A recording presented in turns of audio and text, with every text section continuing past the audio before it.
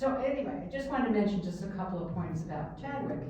He's a 2023 pop winner, which is an awesome accolade.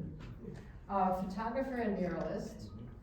And as you had mentioned, Michael, who now is I'm over here. Don't do that, I have eye problems. East Orange, New Jersey is where he came from, so that's where you guys met. And I just wanted to, and you're self-taught, Yes. which is great because a lot of us are. And off your website, whether working with paper, paint, inanimate objects, or human figures, his work is fueled by a fascination with raw textures, strong lines, soft curves, and a desire to celebrate the overlooked beauty in the ordinary. So please help me welcome Chadwick.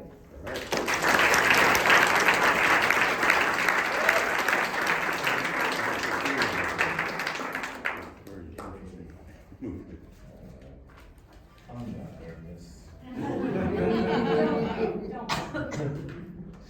No, I do see a lot of familiar faces here, so that definitely helps. And for anyone who knows me, you know that I'm a pretty informal kind of person.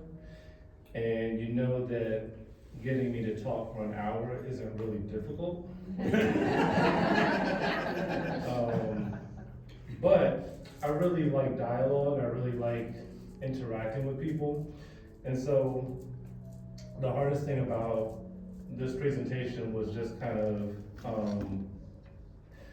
I do a lot of different things, and so it's just kind of like, how am I gonna compile it, what should I talk about, all those things. So I have a list of things, but really I think I'm gonna try to keep it as short as, that part of it as short as possible. I am gonna kind of be going through slides, so you'll see my work. Feel free to, look at it. But like, I would really, it's easier for me to talk when I know what people are interested in, if that makes sense. So basically what I'm gonna talk about is my story. That's something I'm learning how important it is. And then some of the experiences that I've had that have gotten me to this point where I'm getting to speak before all of you. And then I will either open it up and we can just talk, or if people don't have any questions, I do have like some specific things I can talk about.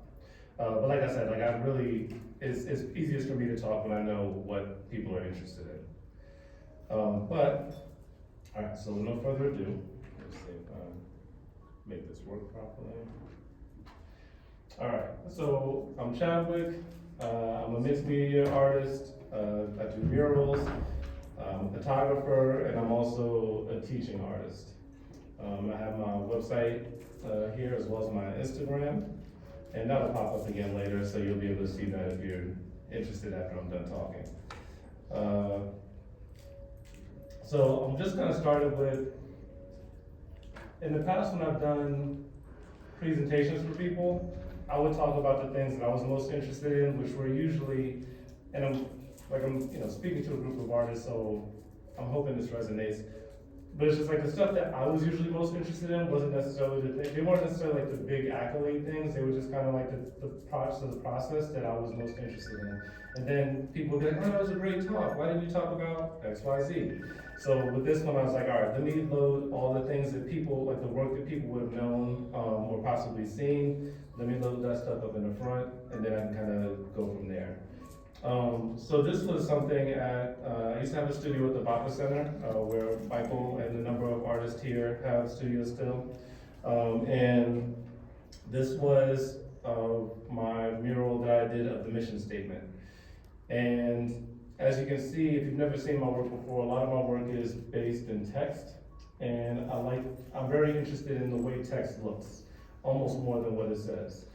So everything kind of reads together. And you'll see that continuously as I go through my slides. And that's also something I'll be talking about a little bit later.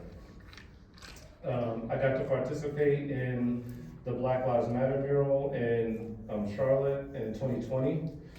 That was something that was a really big experience for me. One, because it was the first time I did a mural at that scale. And also, it was a really amazing experience for seeing the art community support each other. There were, did I step on something? I might have stepped on. Michael? I might have broke something, I think. He stepped out. Oh, that's my fault, sorry. It's Oh, I might just break my presentation, that's I fine. think the music, As Michael, long as it wasn't me. I As think the music long as it wasn't me. Oh my God. Stop. But with that, one of the biggest things that was really amazing to me about that experience was that, I think it was 17 artists who participated on the 16 letters. And it was a lot of the artists, like I said, this was my first time doing something at that scale. A lot of the artists that were out there participating were artists who were newer in Charlotte and hadn't really had an opportunity to do something so high profile. But to see the support from the artists in the city who did have big names, who have had like, multi-$1,000 projects, for those artists to be supporting these artists, volunteering to do it, in order to make this project successful was a really big testament to how Charlotte's art community works. And that was a really impressive experience for me for that reason. I know the slide will pop up again soon. I just moved to the next one. I was a 2023 Art Pop Street Gallery program alone. That was an amazing experience for me to have literally tens of thousands of dollars worth of media out into the world was really amazing. Did I step on something? No.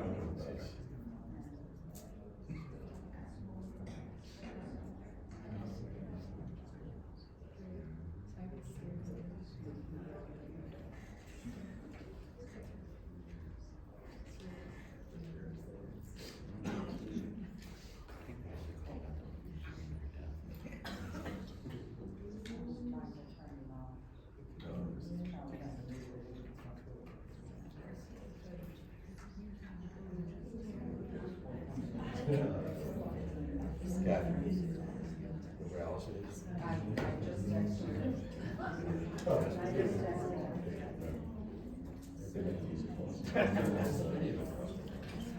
It's crazy.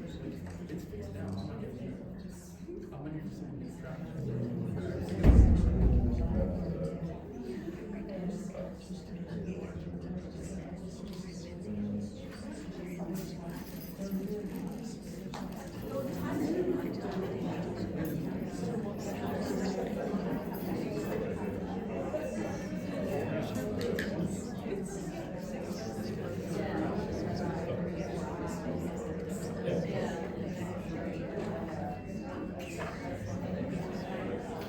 This is kind of exciting. It takes the pressure off in the sense of I can't present slides with no slides, so I can just talk. So I'll jump to my story, and then if I'm able to show later like some of the slides and to go with it, we'll be able to do that.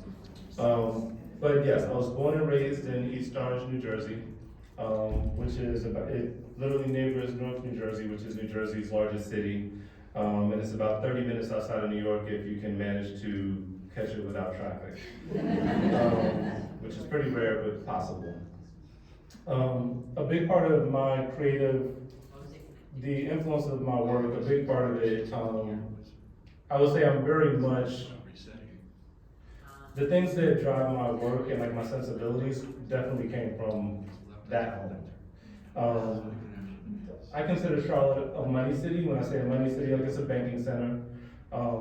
And the thing I've tended to notice about money cities, Las Vegas also being like a money city, is that they like things to be new and like the fresh thing, and oh, something's old, we tear it down and we'll build a nice new thing. But a lot of cities that aren't money cities tend to either like kind of renovate, like redo things. And so something that really happens in that space is you may have the old building, but it's been renovated 10 different times, right? Like there's still some historical preservation, so there's still parts of that story or that experience that still exist. And when, like for me growing up, that was something that I was always drawn to. The layers and the textures and something I call untold stories. So it's things that let me know that something happened here, even if I don't know what those things were. I was always a creative. For as long as I can remember, I loved to draw and color. I remember my mom had said that she used to be able to give me a pack of paper and a bunch of crayons and go take a nap and know that that was gonna be an effective babysitter. And I don't necessarily remember that part, but it's like, yeah, I do absolutely remember that one of the most, one of the greatest things my mom could bring home was like a ream of paper from work.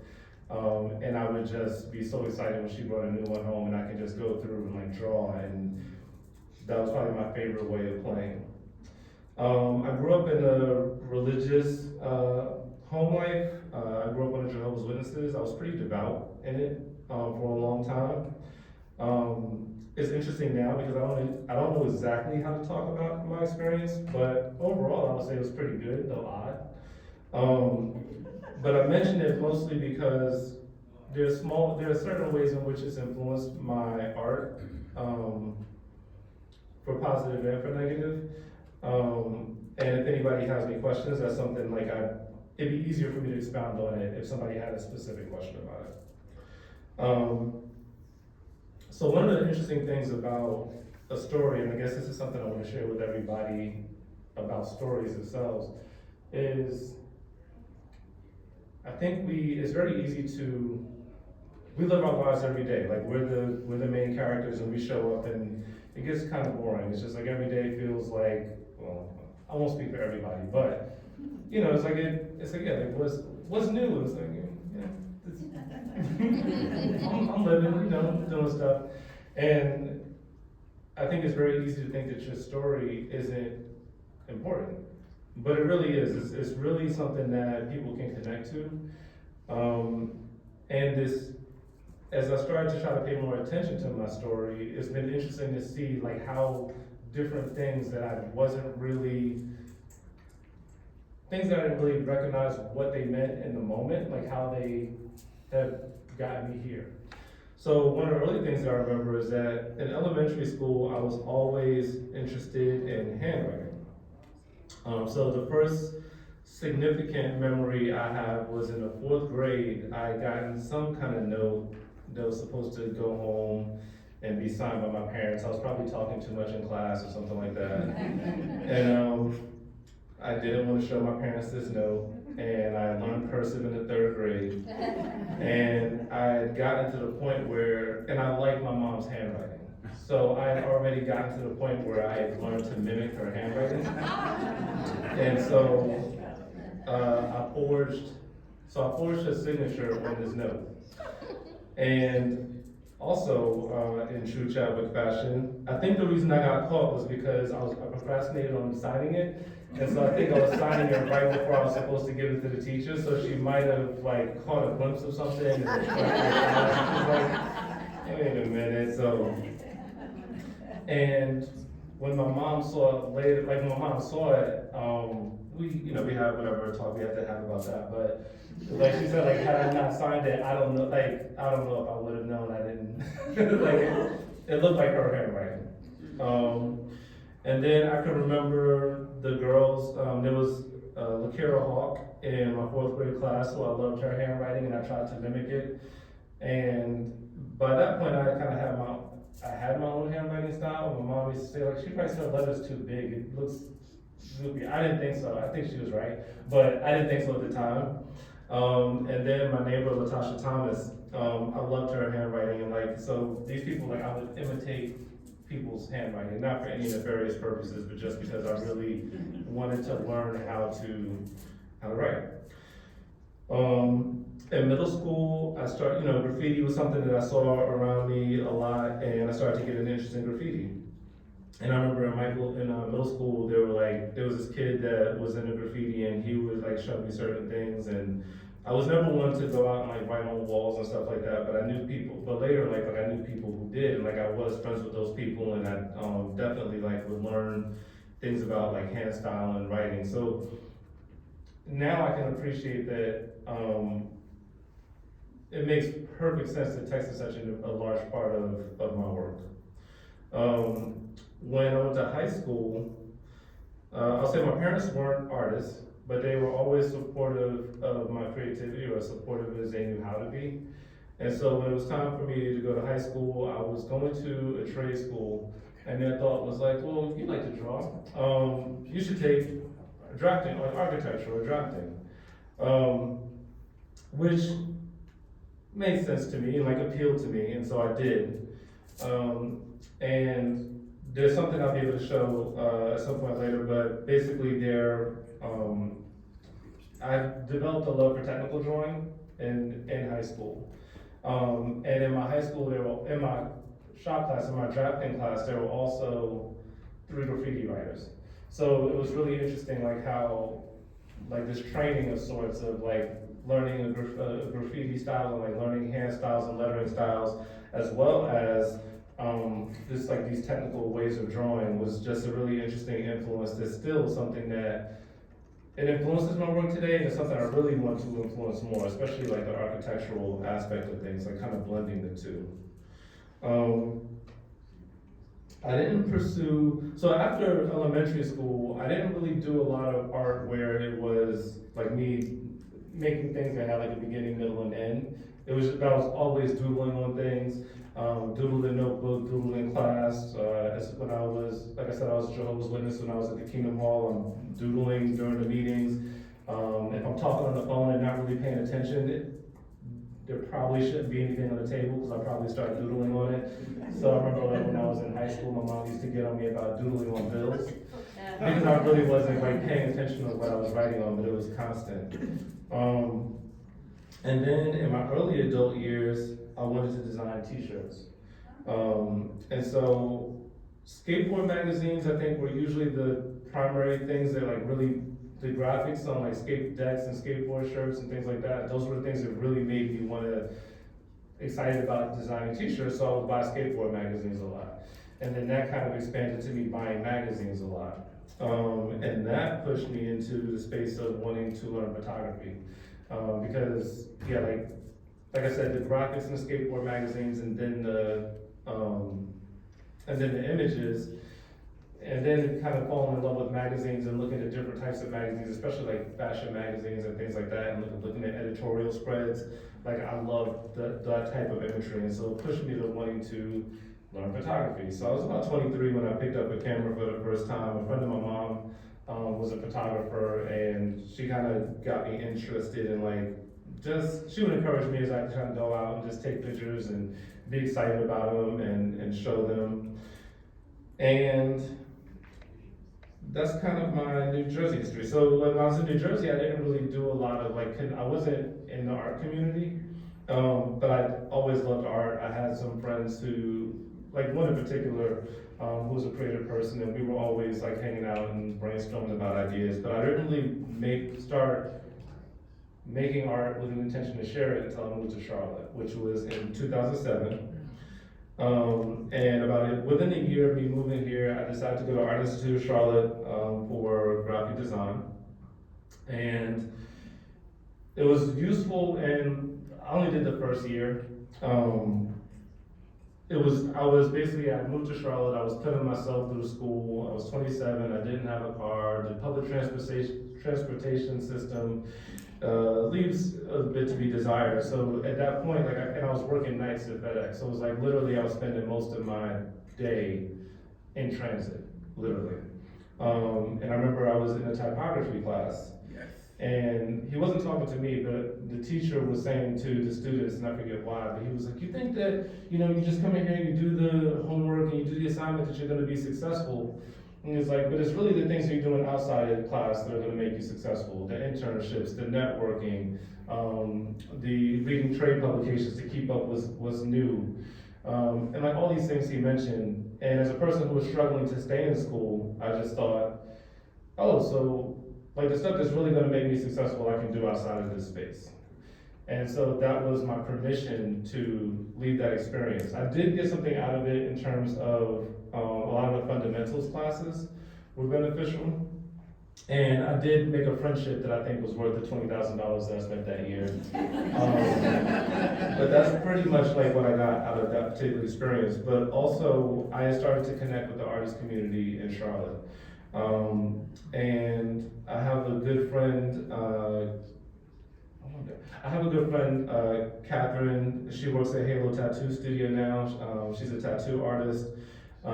She was one of my early friends here who was an artist, and actually my first job in art was, she hired me working at a summer camp at the Y in Noda. And I had met God City at that point, so like that collective was still going strong. So like Marcus Kaiser, John Hairston, Antoine Williams, like those artists, and Dia Bethune, like those artists that kind of started to show me, and like all those artists were showing their work. So when I started to connect with the artist community, I was connecting with people who were already in the process of sharing their work and getting it out there, which was really valuable for me, because I kind of skipped the part of like making work and just sitting on it for a long time. When I started making work, I started sharing the work. The only drawback for that part of the process was I do love to draw, I've always loved to draw, but often the things in my head weren't connecting to what was coming out on paper. And so I tended to find that very frustrating, and it pushed me towards doing more collage work. Anybody who knows me well knows I'm a magnificent overthinker. I'm probably one of the best you know. And the beautiful thing about collage is that like you really don't get an opportunity to overthink. You're really responding to things and kind of making decisions as you go. And so I really enjoyed that process, and that kind of pushed me into the space of becoming a mixed media artist. Let's see, well, so I would say, so if I look at like everything up until that point, I would say that a lot of my work is, I'm kind of a graphic design inspired, like I have graphic design sensibilities, but I really apply them to fine art. I'm not even gonna say I'm not good at doing what other people want me to do. Like I'm good at kind of making things I like, and I'm fortunate that it tends to resonate with people. But it's like if people are trying to steer my process too much, I'm not a good enough graphic designer to execute what they would want me to do. But also I think the thing about good design is good design answers questions, good art asks questions. And so if I am my most effective, what I'm able to do is create work that creates conversation. No problem.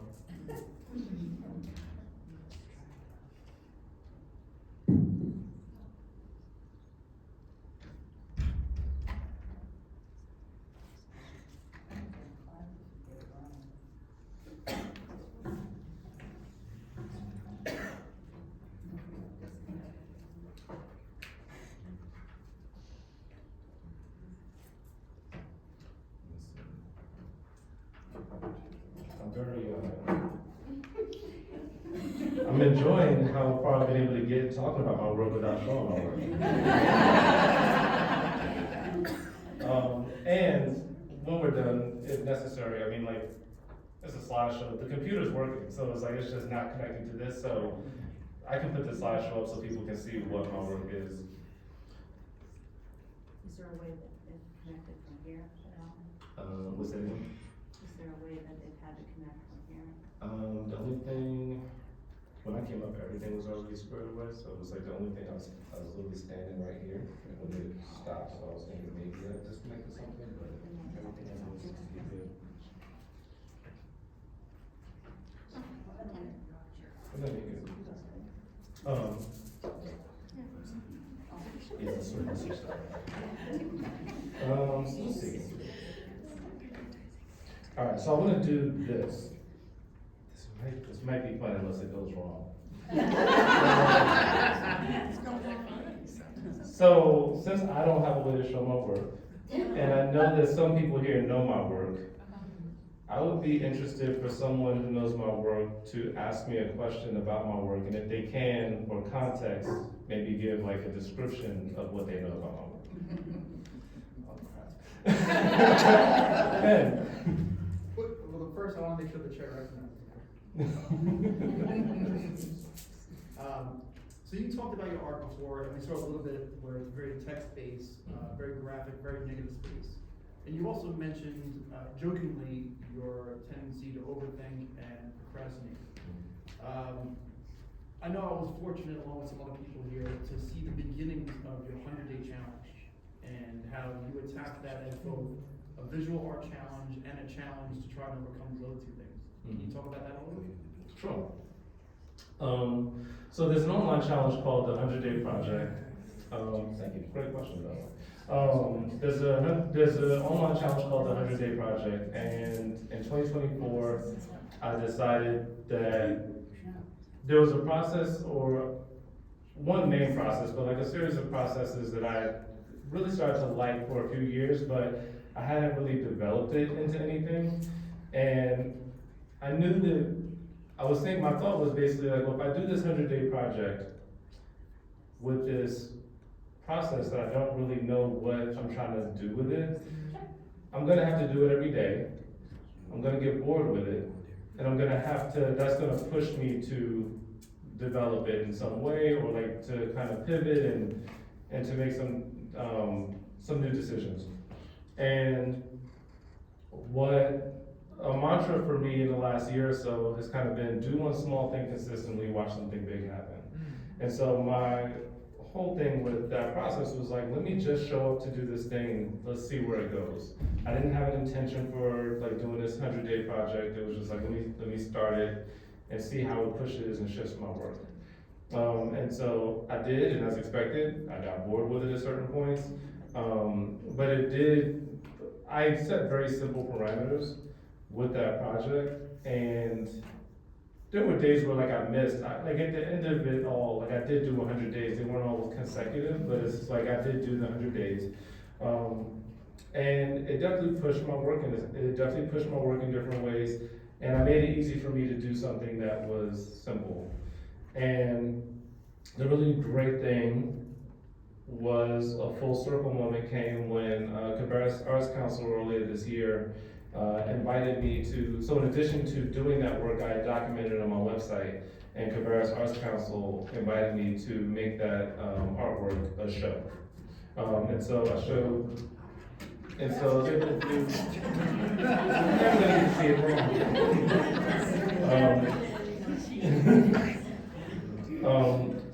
So right now I have a show up at Cabarrus Arts Council that is literally the result of me just kind of deciding that I'm gonna show up to a process every day and see where it takes me. And so, and actually that show is my first solo show. So that was amazing.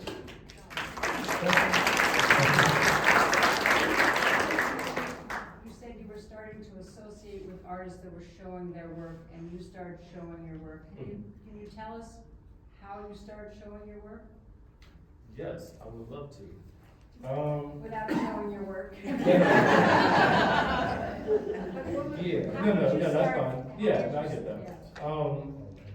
I like to talk to people. So a big part of my growth in this community is, in basically wherever I've been, is if you're doing something I think is interesting, I don't mind telling you I think it's interesting, I don't mind talking to you about it. And so like when I met these artists, I would start conversations with them. Like I would ask them questions about my work, and my interest in them would turn to them being interested in find out more about my work.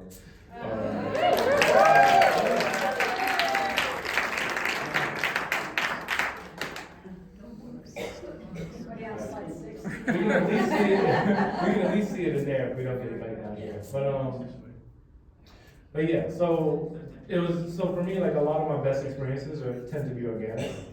And so like me taking an interest in other people's work led to them taking an interest in my work. And a lot of times like they liked it enough to engage in different ways, including inviting me to participate like in different group shows and stuff like that. Also, Noda Neighborhood Theater used to have the Notoriety Market. They would like, I think quarterly they would do some vendor pop-up markets, and that was something that I participated in. It was such an easy low barrier of entry. And that was a way for me also to like meet new people, show people my work, things like that. But yeah, did I answer your question or was that? Well, you know, you didn't go the gallery route then, so Say it again. you didn't go into galleries. I didn't, no. You went into group showings, Mhm. so they were locally sponsored community showings? Yeah, so I think, I mean, even to this day, most of my biggest opportunities have been in invitation.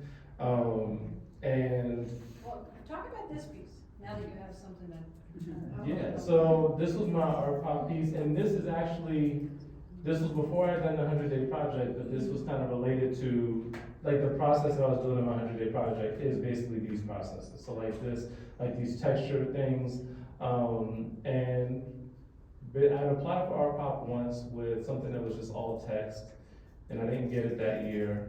And then I didn't get it I didn't apply for the next, I think, 2 years.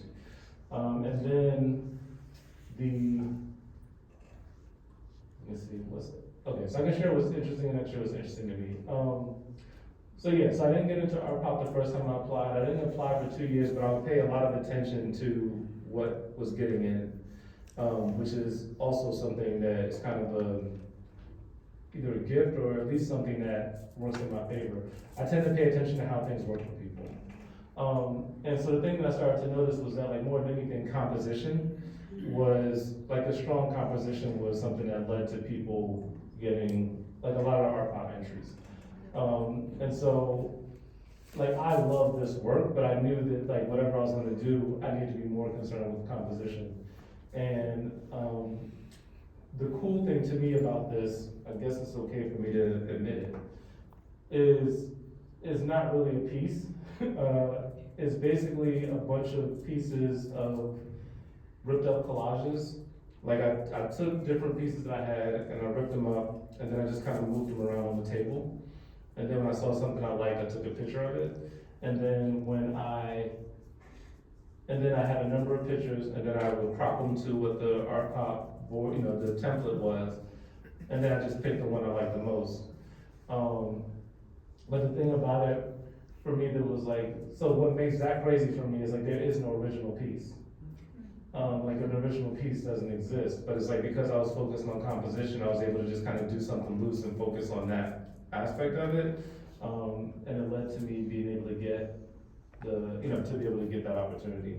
So when we did have to present like the work, basically like my work was a photograph, like that wasn't cropped to that, but it was like that cropping was very specifically me, kind of my process of just creating a composition with different things that are texture based. Okay, so I can talk about that. So again, like I said before, like growing up in East Orange, like and growing up around Newark, growing up around New York City, like this kind of thing is very beautiful to me. Like these kinds of textures, this grittiness, it's just something that really appeals to me. And I think that it's something that like you see throughout my work, even when things are cleaner, there's usually something a little bit like rough or just kind of, there's a grittiness that I really like to have in the things that I create.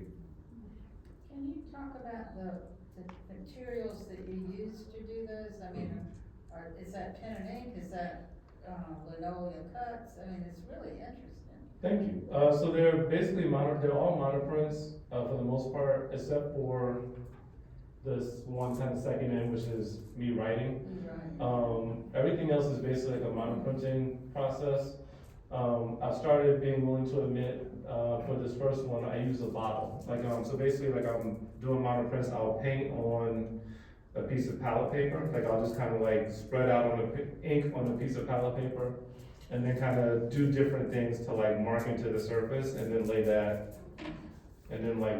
palette paper down on another sheet of paper and get a print, and then this will be what I use. And so all of those were like some version of that process. The yellow is me kind of writing with my fingers in the pen. So then when I put it down, it's like backwards and reverse, but it's way more abstracted, which is a thing I really enjoy about. Like I said, for me with text, I really enjoy like the visuals of it almost more so than what it says. Because people try to read it or will take their time to read it, I try to make sure that I'm writing things that are meaningful. But that's usually the only reason I'm worried about it being meaningful, because yeah, because like ultimately I just want it to be interesting to look at, first. Yeah. Question for you, is that hard? Because I get what you're saying about enjoying the design, you know, the pieces of the, letters or whatever coming Mhm. together. Is it hard to have a message in it sometimes, or to just be free flowing with the marks and the? It's never hard, but it depends on what I'm going for. So what I mean by that is like sometimes I want it to be legible, Mhm. and so I'm making sure that it's legible, and then sometimes the hard part is having to be okay with the fact that the legibility is gonna get lost. Mhm. You know, like the execution is not difficult, but like for instance, I have found that when people know that something is words, they don't really wanna buy it unless they know what it says, which I understand, you know what I mean? So it's like, so the hard part is kind of being okay with like, I love this piece, but it's probably not gonna sell. Mhm. That's kind of where like the difficulty comes in. This was at the Mint Uptown when they did the Picasso exhibit. This is my favorite mural that I've ever done. I need to find another wall to do it on. Scratch that. I need to find another wall to get paid to do it on. But I really love this. I really love this mural. So when the Picasso exhibit came to town, a number of artists were invited and commissioned to do murals that were responses to Picasso works. And so this one was a response to Guernica, and an artist here gives me the advice, maybe about a year before, of like when you're making work, like never, like always make your work. Don't, like when somebody's commissioning you for something, like don't adjust your style to fit what they want. Like do your work. If it has a parameter, do your work as it meets that parameter. So that was something I very much had in mind when I did this. And for me, Guernica was Picasso's like most political painting. Like it had a lot to do with like World War II and the Holocaust and these things. And so his work wasn't typically political, and my work isn't typically like directly related to politics. And I didn't really have a strong political statement that I wanted to make. But what this is I'm glad to be able to talk about this. Okay, so from left to right, you'll notice there's like arrows kind of pointing this direction, and they're darker. And then going right to left, the arrows are pointing in this direction, and they're getting lighter. The text says sphere on both sides. On one side, you see the punctuation is question marks, on the other side is exclamation points. And basically what this piece was about for me is just how like a lot of political conversations are really just people who have limited understandings they have convictions in a very complex world, and if we're not having nuanced conversations, a lot of times we're trying to say the same thing and we're doing it the exact opposite way. And that's where the conflict comes in. And so for me, like this was kind of about politics. Like it's not necessarily political, but it's just about the way that a lot of the dialogue is ineffective because it's just people trying to do the same things, but like going about meeting those goals in ways that are completely opposed to each other. And so if we can't have like nuanced conversations, then it's just like, things don't get, without the ability to have nuanced conversations, things don't get resolved. And so that's the meaning of this piece for me. And yeah, like I'm really proud of this mural. I love that. This was a mural that I had done in Denver. So Crescent Communities, which is a developer, they're national, but I think the Ally building is a Crescent building. And the year before they had invited me, there'll be a picture later in the slideshow of like the first project I did for them. But then they also invited me to do 2 murals. So this was the first one that I had done in Denver at the end, like in the fall of last year. That was really great. This is the first one. Can you expand on what that mural is about? This one, okay, yeah, if we go back to, so, and basically, so it's in the Rhino district. Rhino is, the art district in Denver, the major art district in Denver. And so on the left, I have, it says Denver in the burgundy, and then on the right is three layers, all of which say, Rhino's heritage includes grit, art, craft, and soul. And with this, I had a lot of creative leeway, and like they really liked my work. They wanted me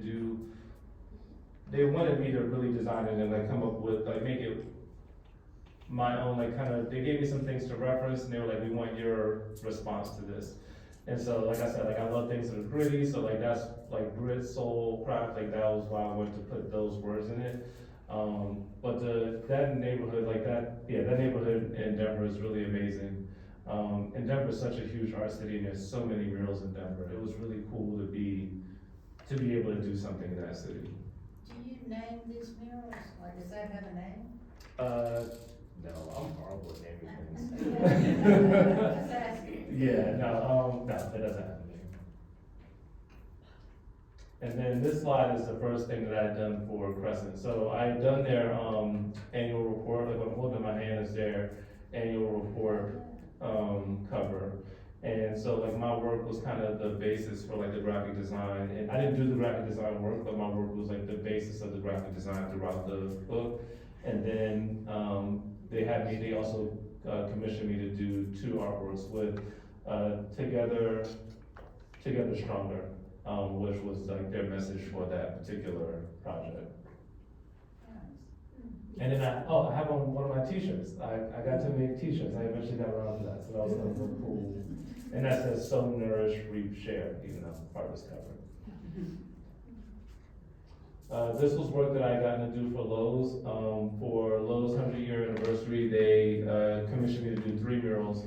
Initially, the murals were set outside of stores in Huntersville, Pineville, Huntersville, and pardon me forgetting what the third one was, but then this one, which I think is the Huntersville one, ended up going in like the Lowe's building that's in South End now. So that was really cool that my work gets to be in that space.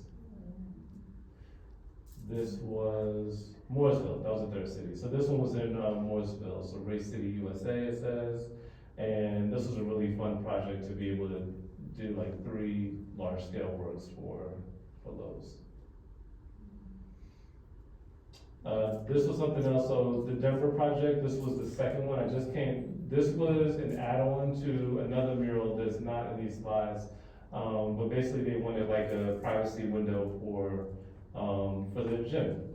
And so this was really fun to do this. It's basically frosted vinyl, but because the letters break up the patterns, like you can't just stand outside and like look into the gym. So even though it doesn't completely cover the window, it still creates like a privacy window, which is really awesome. And I want to do more of these. So if anybody knows of opportunities for me to do more of these, that was really cool. I think a lot of what I want to move into is going forward is like things that involve more manufacturing. So like, cause I didn't make that. I mean, I designed the graphic, but it's like I didn't do the installation and stuff like that. All right, next slide. Thank you. Okay, so things I'm passionate about. So I'll put some talking points. What time do we have? You have about 10 minutes left. Okay. But you can go over if you want Let's to. see. What kind of talk? We had a little liability here with Can I ask a question? Sure. Okay, so, I know, I think it was last year you did something within the call center where you worked with kids. Mm-hmm. You had, posted that you were like really inspired by them to do some of your work. Can you talk a little bit about what it was about working with kids in the community that really inspired you and influenced your art direction? Yes. Working with kids is the best of times and the worst of times.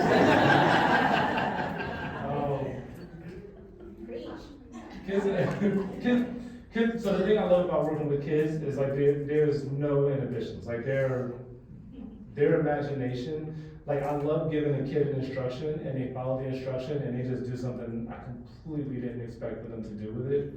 And so literally when I work with kids, I feel like I'm getting paid to just like get ideas. That's really cool. The thing that is difficult about working with particular groups of kids is just like attention spans and parameters and kind of having to like, it's like herding cats. Which isn't like the worst thing in the world, but it's like, I don't think I would necessarily want to do it like as a profession, but it's a cool thing that I get to do every summer. But yeah, absolutely, the thing is just like kids, there's such a lack of, particularly like young kids, it's like there's such a lack of self-awareness to their work, so it's like they're not, you know, it doesn't take long for us to get to the point where we're scared to make things that we love, and we're scared what people are gonna think about the things that we make, and we're scared about the things, people liking the things that we like, or not liking things that we like, or all that. But when you're working with really young kids, like they just kind of go in, and that's always like a reminder. I forget who it was, it may have been Picasso, but there's another like masterful artist who basically said like, everyone's an artist, the hard part is remaining an artist as you grow into adulthood. Like kids have it, they know the answer when it comes to that. Do you feel like that you carried anything with you in your own art style coming out of that? Not enough, but yes, like a looseness. It's like a vacation, where it's like you go on vacation, you get relaxed, and then like it doesn't take long for you to kind of lose the relaxedness. But every year, like I've worked with the McCall for the last couple of years doing that, and so it comes back. And each year, like kids in the class do something that, or sometimes like they'll do something. I'm like, wow, like if you really had skills, that would have been like amazing, right? And then sometimes like I have this one piece from this kid. It's like, it's the most chaotic thing ever, but it's so cool. You know, so I definitely learn from them, and I try to learn to keep a looseness. And I think even in the last year or so of my life, in my personal life, learning to be okay with what I want and what I don't want is a big lesson that I'm going through. And so I currently have kind of like a side project, a quote unquote secret side project that I'm working on, that is a space for me to kind of explore some things, outside of the brand of what people know from me. It's like, it's work that as it develops, it's work I'm comfortable sharing, but it's like I'll kind of keep it like separate from my brand. So in one way, like it's a separate space for work. And then in another space is just a safe space for me to work things out and figure out what I'm trying to do, what I'm trying to say with it, etc. And do one thing consistently, watch something big happen. That's just, like I said, like that's really been a big mantra for me this year, and I'm trying to like look for ways to turn it into something, because I think that it really is one of the most impactful things to my process in the last 2 years. It's like anything that is overwhelming, it's just like make it smaller and show up consistently. Usually the hardest things to anything you'll do will be starting and then remaining consistent. It's usually not the execution of the thing itself. It's usually like starting, and then once you start, like keeping it going. And so if you can do those two things, like I really want to be able to show people like how far, not even showing people, like even if other people do it, like they see it, like people will see how it's like, oh wow, like I drink, you know, half a gallon of water every day now. I've been doing it for 2 months. Like you see, like something will happen. You know what I mean? It's just like those types of things. And because even on the flip side, if we have small negative habits, those things compound, right? So learning to anything that I want to do, just figuring out how to make it like the smallest version of it, and then just do it consistently and see what happens has been really amazing. And I think I got time for one more question. Do you use Procreate or Photoshop? What's that? Do you use Procreate or Photoshop? You said what company? Procreate. Oh, Procreate. App or I do. Photoshop? So with the kids at the McCall Center, like I've done some digital things with Procreate. Most of the time now, I use Procreate to design my murals. Because I usually like design it in Procreate and then like project it and lay it out large. And then a couple of months ago, I was talking to some friends and I was saying like I've had opportunities to show art and I've made art that was like work, but I really hadn't been making any personal work at all. Like it had been months since I had created something of my own. And so the suggestion was, made, I think the suggestion was made, or it was at least my takeaway from the conversation, if it wasn't a direct suggestion, to like do some digital collage. And so in Procreate, I've been kind of playing with a process of just kind of like making some digital collage for some work that, as that develops, I'm really excited to share it. That was a quick, easy question. I think I'll do one more. Yes. So there's like a gap in the story, because you talked about like how you began, and then suddenly you're doing, you know, giant wall murals on buildings and corporate art, and like, how did you get there? Okay, good question. There's a simple answer, but I'm trying to understand, I'm trying to think what the real, more complex answer is. Okay, so this goes into something that I did make a talking point. I think style is overrated. This is gonna answer your question when I'm done. Style is overrated. All my life, I love looking at artists who just have like this particular style and like, you know, they could just show up and like rock this thing out. It's so cool. I think between 2008 and 2011, I developed and found a style. And then,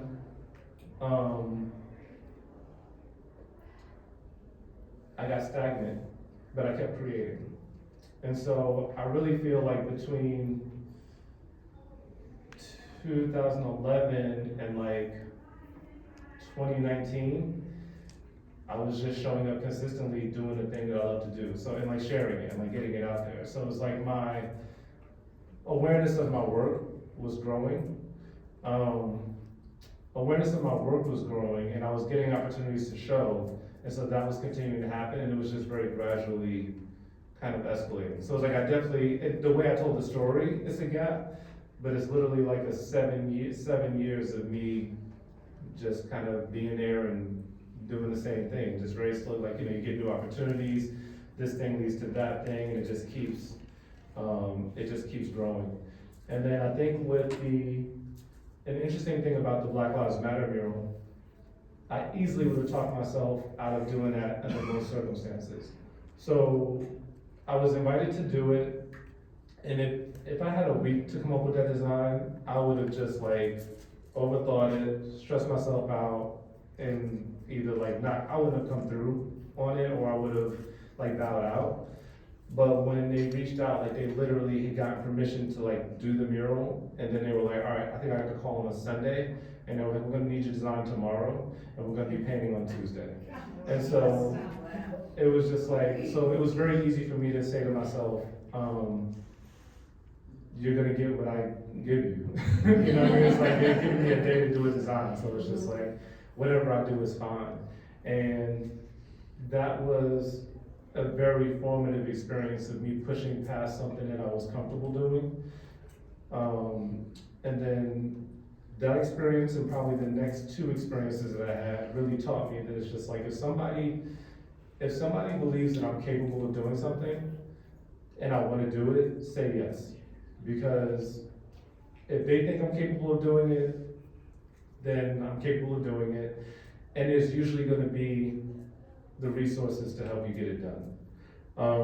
And so that particular experience was the beginning of a lot of the bigger things that happened. Like most of those mural projects, the ones that I showed most of them were within 2 years of each other. It was like once I kind of done one, then it would just like lead to things, and it was a snowball effect. But a big part of it was like really just kind of consistently sharing my work and getting it out there, and just gradually it builds. So like, yeah, it definitely was a gap in the way I told it, but that's what that looked like in real time. Yeah. I think we're at time. You wanna just flip through some? Yeah, that's great. Let's see. Yeah, I don't have necessarily a lot to say. There'll be some photography. So this is like one of my favorite images. Again, kind of like an untold story. Like, I just love the idea of like so many things happened to that basketball court. And I don't know, I know some of it was weather. I know some of it was somebody hanging on it. I know, like, did it get struck by lightning one day? Like, there's just so many different things, but then like at the end, I walked into a piece of art, I saw it and I captured it. And so for me, that's a big part of like what I love about texture. This was definitely something I want to talk about. So this was something that very much came from my doing architectural drafting. So I didn't make the images in here, but I love technical drawings. And one thing I really want to start to focus on more is like creating a visual language. And so part of that is like I want to start when I buy things, like holding on to the instructions and using the instructions from things that I bought to be things that go into my collage work. So this was imagery from the instruction manual for my camera, some drawing, and then I think that, yeah, what kind of camera do you have is what the initial thing that I wrote. But then I was comfortable with it getting dissected and stuff. But yeah, mechanical drawing and mechanical drawings, my own drawing and writing, I want to do a lot more of. So if you see me later, ask me how it's going. Not today later, but like. This was the first, I haven't done more murals like this, but I would love to. This was the first time I brought line work back into my murals, so the background is like layers of text. Okay, so the blue parts, text, the red parts, text, the white parts are me playing with the negative space of the text, like, and then making that a layer, and then line work being a layer. I want to do more drawing. I love line work, but I don't do enough of it. Do you have any favorite tools, pens, Um, colors? I use like empty, like basically bingo markers.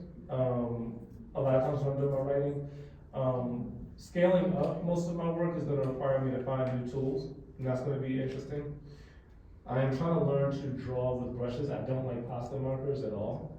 Well, not at all. I don't like pasta markers because I can't get them to set. Like I've always, whenever I put a wet media over them, like they'll smear and bleed. So I'm not interested in using them, unless somebody can teach me how to make that not happen. So I do want to learn to draw more with a brush, like just literally like make lines with small brushes, big brushes. And then I also like, I like to hold on to things that I go through a lot of, so like rolls of tape, like tape rolls, or X-Acto knife blades, or things like I like to hold on to those things for a bit to see if I get any other use out of them. So one of the things I like to do is to kind of find ways to make marks with things that I've held on to, so it doesn't feel so wasteful to throw them away. I'll kind of find ways to like reincorporate them into work. That feels good. This was just kind of an example, like with photography, like just loving like lines and funky compositions and stuff. This was a project that I had done for, crap, I feel really bad. Is it Green Hill Center in Greensboro? But I'd done a project where like we were doing a limited edition boxes, and so I made like original pieces, 25 original pieces to go in these boxes. That was really fun. And this was some of my photography work. One of my favorites because I really like the combination of like the figure as well as like the way the clothes are falling on her. And then, like I said, like it kind of has like a fashion-esque thing to it, but there's also like a grittiness to it, and like I love that sort of thing. One of the biggest things that I want to reincorporate into my work is surprise. So, and I think I'm gonna make this the last one, because I have like 60-something slides in here. So, a lot of times, like throughout my life, like when I was in my early 20s, before I was really like making art and sharing art with people, I was always still like drawing in sketchbooks and stuff. And people would be like, "Oh, your sketches look so cool." And I'm like, "What are you talking about? Like, it's just a sketch." It would just be like a brain dump, right? And people were like, "That's so cool, that's so interesting." And for a long time, I didn't get it. And then like one day, a friend of mine, she was looking at it and she was a graphic designer. And she was saying, it's really cool. And I was explaining, I was like, I don't know what people are talking about. Like, why do they think this is so cool? Because for me, it was just like a sketch of a grander idea. And she was like, your sketches, people, like, I can see the idea through the sketch. And I was like, oh, like, okay, that makes a lot of sense, okay. And then I also started, over time, like when I look at my sketchbooks, because I'm just dumping, a lot of times, like, there's a lot of layers to things. So it's like, oh, like today I wrote a grocery list. 2 days later, I might go back, I might move forward in that book, but then like 2 days later, like go back and draw something else like on that page. And so like these things start to happen where they're layered. And this was kind of my attempt to do that in painting, and I really love it. And so it's something I want to do more of. Like I want to get more comfortable with that process of like literally just showing up to a canvas without an intention and seeing where things go. And just letting layers build in the same way that I mentioned before, like loving texture, loving those stories, loving things get lost behind things that are gonna kind of come out over it. And then this particular image, I love the composition of something like so kind of wild and chaotic, and then something a little more like, you know, neat and contained. That juxtaposition is also something that I really like with my work. Can I ask you one more question? Mhm. The Black Lives Matter mural was one of the coolest things I've ever seen. Thank you. And it's, I mean, there's still little pieces of it right in front of where I live, but I've got 2 t-shirts. But did anybody ever take a photo so that it could be made into posters or? Yeah, whatever? I'm glad I know the answer to that. I think Lloyd Visuals did. Lloyd Visuals has a studio in Camp North End, and I'm pretty sure, I think Lloyd Visuals is like 2 brothers, I think, working together, but like, I know they did, I know there were some t-shirts and stuff made. I don't think there's necessarily any products still being made from it. There might be some things available. But as far as the image goes, I believe Lloyd Visuals did. That's too neat an iconic image for Charlotte to let go. Yeah. And so somehow it needs to get back into wherever. Yeah, I agree, like, especially, the initial, it was really cool that the street ended up being able to stay open for quite some time. That wasn't the initial intent, well, I mean, like, yeah, like it wasn't the initial intent, it's not what happened, but then after it was defaced, then they were like, we're gonna block off the street and let it stay for a bit. But yeah, like, Lloyd Visuals, absolutely, he has to have the image still, but yeah, I know he got a really great image of that, and I don't know if there's any other intention as far as I can know. Yes. You said you had a studio to pop up, and you have a studio now somewhere. Yes, I am at Money Star Storage, so in South End across from Money Boy Brewing. So Money Star, I've had a studio with them before. Money Star will let people use their storage units for like doing business and stuff like that. So, which includes like me being able to use as a studio. So it's a transitional thing for me, but I'm really enjoying it. Getting out a lot of natural light. The Baba Center was absolutely amazing for like the amount of creatives that were there and like the connections, but it's also just such an easy place to get distracted. So it's like, you know, it's like, oh, you come in, you start working, you're like, oh, let me take a break, walk down to Ken's studio, and then it's like 3 hours later, it's like, all right, I guess I'm gonna go home, and I didn't do that. So kind of not being around a bunch of artists at this moment is nice. Not that I'm gonna be back in space with other artists, but yeah, it's really good for the moment. Yeah. Oh, wow. Yeah, so this is like another like texture thing. I love kind of the abstraction of it. I don't mind sharing that it's a garbage can, and but I mean like to be able to kind of see things, you know, outside of the context of what they see things outside of the context of what they are is really enjoyable for me. Yeah. Well, so interesting, I don't want to totally exhaust Thank you, you. but thank you so much.